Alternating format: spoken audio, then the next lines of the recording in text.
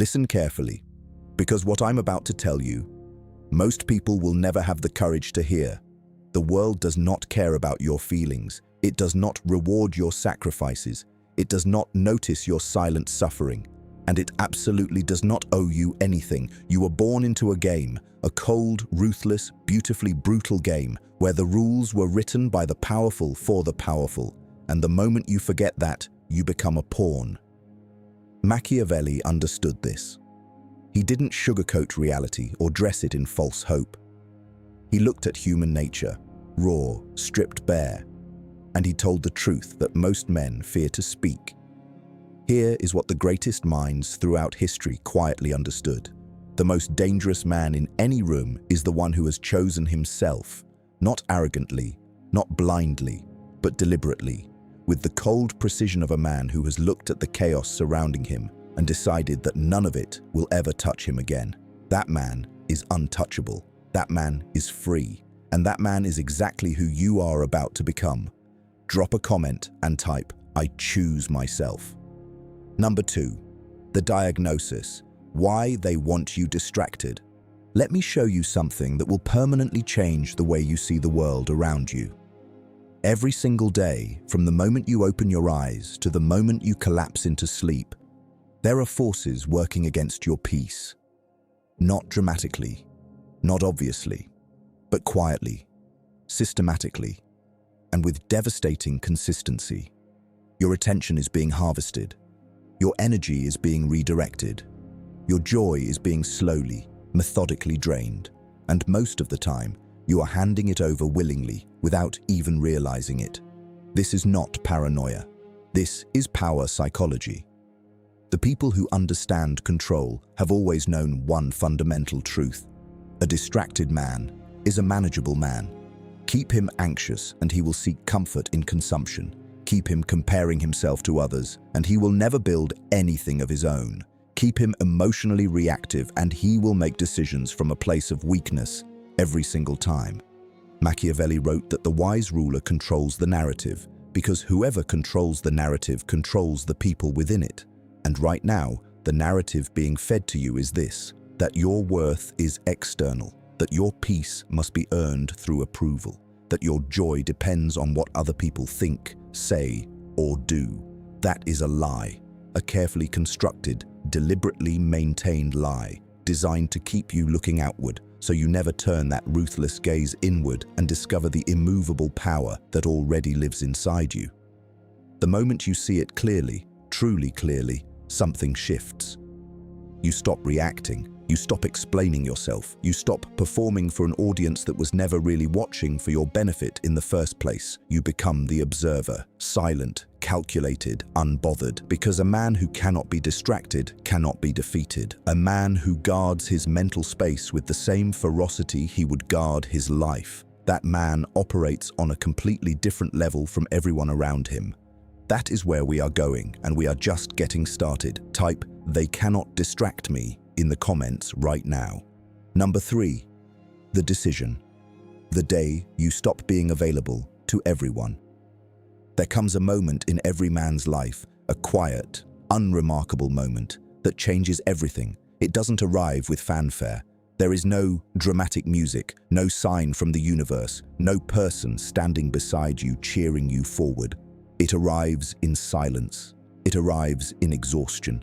It arrives the day you finally look at everything you have been giving, your time, your energy, your loyalty, your emotional availability, and you realize with devastating clarity that the return has been almost nothing. That is the moment. That is the decision point. And most men walk right past it. They feel it. God, they feel it deeply. But they convince themselves that giving more will eventually produce something different. That if they just stay a little longer, sacrifice a little more, shrink themselves a little further, the people around them will finally see their value. They never do. Because here is the cold, uncomfortable truth that Machiavelli would tell you without hesitation. People do not value what is endlessly available to them. They value what is scarce. They respect what has boundaries.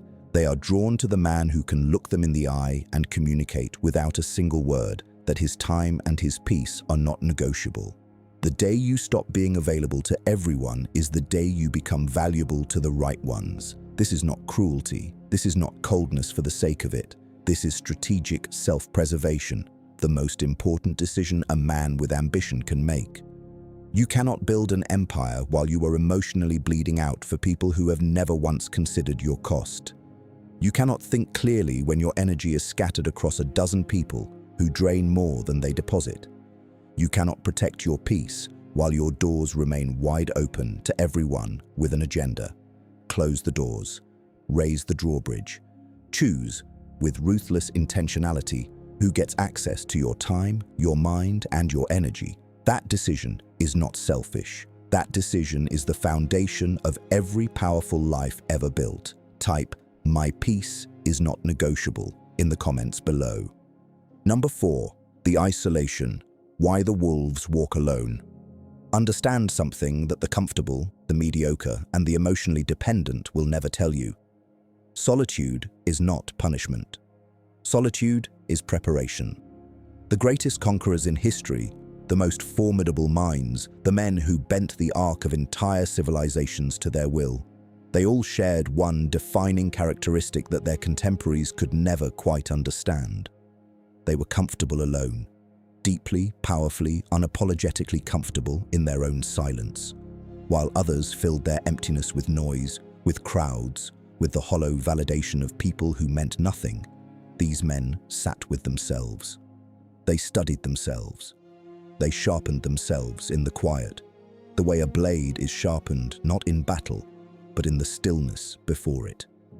Machiavelli himself spent years in forced exile, stripped of his position, his influence, his relevance, and rather than collapse into bitterness or desperately chase the approval of those who had discarded him, he wrote, he thought, he observed the entire machinery of human power from the outside with cold, unobstructed clarity, and produced some of the most devastating political wisdom the world has ever encountered. His isolation did not break him. His isolation built him into something unreachable. Now look at your own life with that same unforgiving lens. How much of your daily existence is spent in the company of people who genuinely elevate you versus people you simply tolerate out of habit, out of history, out of the quiet fear of being alone? Be honest, because that fear, the fear of solitude, is one of the most expertly exploited weaknesses in human psychology. People will drain you, disrespect you, and consistently undervalue you, and you will allow it, simply because the alternative feels like emptiness. But here is what they never taught you, that emptiness is not emptiness at all. It is space, it is possibility, it is the room required for something greater to enter. When you stop crowding your life with people and noise and meaningless obligation, you create the conditions that power actually requires to grow. Silence becomes your strategy. Distance becomes your discipline, and solitude becomes the most productive state you have ever inhabited. The wolf does not apologize for walking alone. The wolf does not slow its pace to accommodate those who were never built for the journey. The wolf understands, with an instinct that goes deeper than thought, that its strength is not diminished by its solitude. It is defined by it. You are not meant to be everything to everyone. You are not meant to shrink your vision to fit inside someone else's comfort zone. You are meant to walk your path, deliberately, powerfully, and if necessary, completely alone, until the right forces align beside you. Protect that walk, guard that silence, own that solitude with everything you have. Type, "I walk alone until the right ones walk with me," in the comments right now. Number 5, the energy. Stop feeding what drains you. There is a resource more valuable than money, more irreplaceable than time, and more fiercely fought over than any territory in human history, and almost nobody talks about it with the seriousness it deserves. That resource is your energy. Not your physical energy alone, though that matters deeply, but your mental energy, your emotional energy, your spiritual bandwidth, the invisible but absolutely finite reservoir of focus and vitality that determines the quality of every single decision you make, every relationship you build, every goal you pursue, and every version of yourself you are capable of becoming. And right now, if you are honest, brutally, uncomfortably honest, a significant portion of that energy is being stolen. Not taken by force, not seized in some obvious act of aggression that you could clearly identify and defend against. No, it is being siphoned, quietly, gradually, through 100 small daily transactions that each seem harmless in isolation, but collectively represent a catastrophic drain on the most powerful asset you possess. It is being taken by the conversation you keep having with someone who never changes. It is being consumed by the relationship you already know is dead, but refuse to bury out of guilt or nostalgia, or the exhausting human habit of hoping that this time will somehow be different. It is being devoured by the opinions of people whose own lives are in complete disarray, people who have built nothing, risked nothing, and sacrificed nothing, yet somehow feel entirely entitled to a front-row seat in the theater of your decisions. It is being eroded by social media timelines engineered by billion-dollar companies specifically to trigger your insecurities, monetize your attention, and keep you locked in a perpetual loop of comparison that benefits everyone except you. Machiavelli understood the economy of power better than almost any man who ever lived. And the first principle of that economy is devastatingly simple. Resources flow towards strength and away from weakness. The moment you allow your energy to leak freely in every direction, you signal to the world around you that you have no discipline over your most valuable possession. And the world, people, circumstances, opportunists, will respond to that signal accordingly. They will take more, because you have demonstrated that you will give more. So here is the Machiavellian principle you must engrave into the architecture of how you operate every single day. You do not owe your energy to anyone who has not earned it, cannot match it, and does not respect it. Full stop. No exceptions, no guilt, no lengthy explanation or justification required. Your energy is your empire. The boundaries around it are your walls. And just as no intelligent ruler throws open the gates of his fortress to anyone who knocks, you do not open the gates of your mind, your time, and your emotional world to anyone who simply demands entry. You audit your relationships the way a ruthless accountant audits a failing business. Who deposits? Who withdraws? Who has been withdrawing for months, for years, without a single meaningful deposit, and yet somehow still expects unlimited access to everything you are? Cut the losses, redirect the flow, pour your energy, all of it, with terrifying focus and intentionality, into the things that grow, the people that reciprocate, the visions that demand your absolute best and return something extraordinary in exchange. Because the man who masters his energy masters his entire existence. He is never depleted at the critical moment. He is never too exhausted to seize the opportunity when it finally appears. He is never too emotionally drained to think clearly, move decisively, and act with the cold, calculated precision that separates the powerful from the powerless.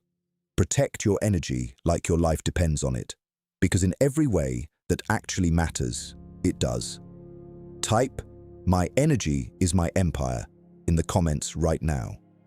Number 6, the mask. Emotion is information, not performance. Let me teach you something that will fundamentally rewire the way you move through every room, every relationship, and every confrontation you will ever face for the rest of your life. Most people wear their emotions on the outside, every frustration visible on their face, every insecurity broadcasted through their words, every wound advertised through their reactions. They have been conditioned by a culture that confuses emotional exposure with emotional strength, to believe that feeling everything loudly and publicly is somehow a sign of authenticity, of depth, of realness. And that conditioning is one of the most devastating vulnerabilities a human being can carry into a world that is actively looking for exactly that kind of opening. Because here is the truth that dark psychology has understood for centuries, that Machiavelli articulated with surgical precision, and that every genuinely powerful person has quietly internalized. Your emotions, when worn publicly and reactively, are not expressions of your humanity. They are a map. A detailed, constantly updated, extraordinarily useful map that tells everyone around you precisely where your pressure points are, exactly which buttons to press to destabilize you, and specifically how to manipulate your behavior to serve their agenda rather than your own. Every time you visibly react in anger, you have just handed your opponent the blueprint to defeat you. Every time you perform your hurt for an audience, you have confirmed that their words carry enough weight to move you. Every time you allow your frustration to surface before you have processed it strategically, you have surrendered the single greatest tactical advantage available to any human being in any situation: the advantage of being completely unreadable. The Stoics understood this with a clarity that was almost brutal. Marcus Aurelius, emperor, philosopher, and one of the most powerful men in the ancient world, wrote not for public applause but in private journals, processing his emotions not as performances but as data. He felt everything, every betrayal, every loss, every frustration of governing an empire that constantly pushed against him. But he processed those emotions inward, transformed them into wisdom, and presented to the world a surface so composed, so impenetrable, so completely controlled, that his enemies could find no crack, no vulnerability, no emotional lever to pull. That is the standard. Not the absence of emotion. That is not strength, that is numbness, and numbness is its own kind of weakness. But the disciplined, intentional, almost architectural management of how and when and to whom your emotional world is ever revealed. You feel the anger, and you file it. You feel the hurt, and you study it. You feel the frustration, and you convert it, with cold, deliberate focus, into fuel for something that actually serves your ascent, rather than broadcasting your wounds to people who will use them against you the moment the opportunity presents itself. This is the mask that Machiavelli spoke of. Not a mask of deception for its own sake, but a mask of strategic composure that protects the most sensitive parts of your interior world from an exterior world that has not earned access to them. Because not everyone who asks how you are actually wants to know. Not everyone who offers a sympathetic ear is offering it without an agenda. Not everyone who seems to be in your corner has actually chosen your corner over their own interests. The powerful man learns to distinguish, with quiet, unhurried discernment, between those who deserve his vulnerability and those who are simply mining it. He does not perform his pain. He does not audition his wounds for approval. He does not hand the map of his interior world to people who will use it as a weapon. Instead, he sits with his emotions privately, processes them completely, extracts every useful piece of intelligence they contain, and then steps back into the world composed, clear, and completely in command of the impression he chooses to create. Your face is your fortress wall. Your composure is your armor. Your silence in the moments when others expect you to react. That silence is one of the most powerful statements you will ever make in any room you ever enter. Master your emotions not to suppress your humanity, but to protect it. Not to become cold, but to become deliberate. Not to stop feeling, but to stop letting your feelings be weaponized against the very life you are trying to build. Feel everything. Show only what serves you. Type, "I feel everything. I reveal only what serves me" in the comments right now. Number 7. The fortress. Building a life they cannot penetrate. Now we build. Because everything we have discussed until this point, the decision to choose yourself, the discipline over your energy, the mastery of your emotions, the power of strategic solitude, none of it means anything unless it is constructed into something permanent, something structural, something that does not bend under social pressure, does not crumble under criticism, and does not collapse the moment life introduces its inevitable chaos. You need a fortress, not a physical one, a psychological one, an internal architecture so deliberately designed, so ruthlessly reinforced, and so deeply rooted in your own values and vision that no external force, no person, no opinion, no circumstance, no failure, no betrayal can penetrate its foundation without your explicit permission. Machiavelli wrote that the prince who relies solely on the goodwill of others builds on sand. Because goodwill shifts, loyalty wavers, people change allegiances the moment their interests change. And if your entire sense of security, your peace, your confidence, and your identity are built upon the approval and consistency of other people, then you are building the most important structure of your life on the most unstable ground that exists. The fortress begins with identity, knowing with an unshakable, non-negotiable certainty who you are, what you stand for, what you will accept, and what you will never under any circumstances tolerate. Not the identity that was assigned to you by your upbringing, your environment, or the expectations of people who needed you to be small so they could feel comfortable, but the identity you have chosen, examined, tested under pressure, and found to be real. When you know who you are at that level of depth and conviction, other people's opinions of you lose their destructive power entirely. They become noise. Interesting, sometimes informative, occasionally worth considering, but ultimately powerless against the bedrock of a man who has already decided what he is. The fortress continues with standards, the non-negotiable principles that govern how you allow people to treat you, how you spend your hours, what you consume mentally and emotionally, and what kind of environment you are willing to inhabit. Standards are not arrogance. Standards are architecture. They are the walls of your fortress, and every time you compromise them to keep someone comfortable, to avoid conflict, or to maintain access to something that should never have required you to shrink, you are pulling bricks from your own walls and handing them to the very people who benefit from your defenselessness. The fortress demands consistency, because a wall with gaps is not a wall. It is a decoration. You cannot protect your peace selectively. You cannot maintain your standards only when it is convenient. You cannot choose yourself loudly in public and then quietly abandon that choice the moment someone applies emotional pressure in private. The fortress is built in the moments nobody is watching, in the quiet decision to walk away from the conversation that is designed to destabilize you, in the calm refusal to explain yourself to people who have already decided their narrative, in the daily, undramatic, unglamorous discipline of showing up for your own life with the same ferocity and commitment that you once wasted on people and situations that were never worthy of it.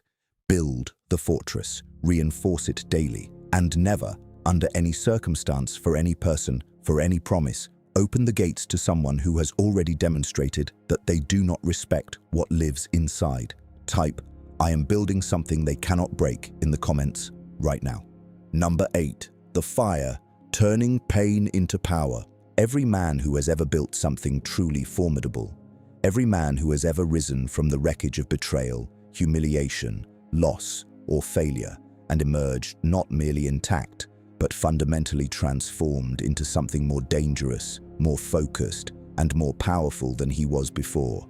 Every single one of them shared one defining ability that separated their trajectory from everyone else who faced the same fire and simply burned. They learned to convert, not to forget, not to pretend the pain did not happen, not to perform a hollow positivity that papers over real wounds with motivational phrases that dissolve the moment life applies real pressure again, but to take everything that broke them, every betrayal that shattered their trust, every failure that publicly humiliated them, every person who underestimated them, dismissed them, discarded them, or used them as a stepping stone without a moment of genuine consideration for their humanity, and feed it deliberately and without sentimentality directly into the engine of their ascent. Machiavelli was imprisoned, tortured, stripped of everything he had built across a lifetime of political service and intellectual contribution. And when he emerged from that darkness, he did not emerge broken. He emerged clarified. The experience had burned away everything that was soft, everything that was naive, everything that had previously allowed him to be vulnerable to the ruthlessness of the world he operated in.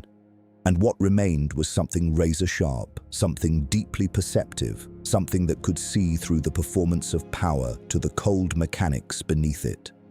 That clarity became his greatest weapon.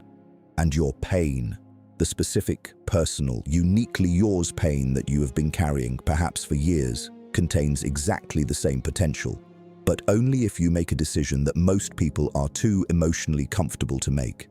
You must stop treating your pain as a wound that defines you and start treating it as intelligence that refines you. Every betrayal taught you something about human nature that no book could have delivered with the same visceral precision. Every failure revealed a weakness in your approach, your thinking, or your character that needed to be addressed before you could operate at the level you are being called toward. Every person who walked away, every door that closed, every humiliation that made you want to disappear, each one of those experiences was sharpening you, whether you consented to the process or not. The question was never whether the fire would come. The fire always comes. The question, the only question that has ever mattered, is what you choose to do while you are standing in it. Do you collapse into victimhood, which is the most seductive and ultimately the most destructive response available, because it requires nothing of you except surrender? Or do you stand completely upright in the middle of everything that is trying to consume you, look at it with cold, clear eyes and decide, with the full force of everything you are, that this will not be the end of your story? That this will be the beginning of the version of you that nobody who ever underestimated you was prepared for? The most dangerous human being on earth is not the one who has never suffered. It is the one who has suffered completely, processed it honestly, and chosen to build something devastating from the wreckage. Become that person. Convert the pain. Feed the fire. Type, "My pain is my power," in the comments right now. Number 9. The ascent. What happens when you finally choose yourself? I need you to understand something that nobody around you is going to celebrate, at least not immediately, and certainly not without some degree of discomfort on their part. When you begin to truly choose yourself, not as a concept, not as a motivational phrase you repeat without embodying, but as a lived, daily, uncompromising practice, the world around you will not applaud, it will resist. The people who benefited from your availability will call it selfishness. The ones who fed on your emotional generosity will call it coldness. The ones who relied on your inability to say no will call it arrogance. And the ones who never expected you to rise, who had quietly, perhaps unconsciously, built their entire relationship with you on the foundation of your smallness, will call it change, and they will not mean it as a compliment. But here is what Machiavelli understood with absolute certainty, what every man who has ever genuinely ascended has had to reckon with at some point along the journey. Transformation is always threatening to the people who preferred the version of you that was easier to manage. Their discomfort is not your responsibility. Their resistance is not your signal to stop. Their inability to recognize the new architecture of who you are becoming is not evidence that you are building the wrong thing. It is evidence that you are finally building the right one. Because the ascent is not comfortable. It is not linear. It does not come with a crowd of supporters cheering at every stage, validating every decision, and reassuring you that you are on the right path. The ascent is largely silent. It happens in the private decisions, in the boundary held under pressure, in the opportunity seized while everyone else was still deliberating, in the relationship walked away from before it could extract one more year of your finite and irreplaceable life. And as you rise, slowly at first, then with a momentum that begins to feel almost unstoppable, something profound begins to shift, not just in your circumstances, but in your entire relationship with yourself. You stop needing the validation that once felt like oxygen. You stop shrinking in rooms that once intimidated you. You stop editing your ambitions to fit inside the limited imagination of people who stopped growing years ago. You develop a relationship with your own judgment that is so deeply rooted, so thoroughly tested by experience and pressure and the quiet daily discipline of choosing yourself over and over again, that other people's opinions of your path become genuinely, peacefully irrelevant. Not because you become arrogant, not because you stop valuing the perspective of genuinely wise and trustworthy people, but because you have done the interior work, the brutal, unglamorous, profoundly necessary work of knowing yourself deeply enough that you can now distinguish between feedback that serves your growth and noise that serves someone else's comfort. This is what the ascent produces, not just external results, though those will come with a consistency that will quietly astonish the people who doubted you, but an internal sovereignty, a settled, unshakable, almost serene sense of your own power and direction that no circumstance can remove and no person can steal. You chose yourself, and everything changed. Type, "I am on my ascent and nothing can stop me," in the comments right now. Number 10. The closing. The untouchable man. We have arrived. And if you have walked through every part of this with me, if you have sat with the discomfort, absorbed the truth, and felt something shifting in the deepest part of how you see yourself and the world around you, then you are not the same person who pressed play at the beginning of this. Something has moved, something has clarified, something that was always inside you, but buried beneath years of conditioning, people-pleasing, emotional bleeding, and the exhausting performance of being whoever the room needed you to be, that something has been awakened. And it will not go back to sleep. This is the Machiavellian truth in its most complete and most personal form. The untouchable man is not the one who has never been hurt. He is not the one who has never failed, never been betrayed, never been brought to his knees by something he did not see coming. The untouchable man is the one who has been through all of it, every fire, every loss, every humiliation, every silent night of reckoning with who he was versus who he knew he was capable of becoming, and chose every single time to rise. He chose himself when it was inconvenient. He protected his peace when it cost him relationships that were comfortable but corrosive. He refused, and with a calm, dignified, absolute refusal, to allow anyone, any circumstance, any version of his past to steal the joy of building the life he was designed for. That is the standard, that is the destination, and that is entirely, completely, without a single condition or compromise available to you.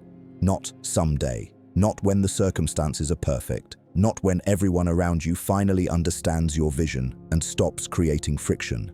Now, exactly as you are, with every scar, every lesson, every piece of wreckage from every chapter that tried to end you, but ultimately only equipped you. You are not behind, you are not broken, you are not too late. You are precisely where the beginning of something truly formidable has always looked, unglamorous, pressured, and quietly, devastatingly ready.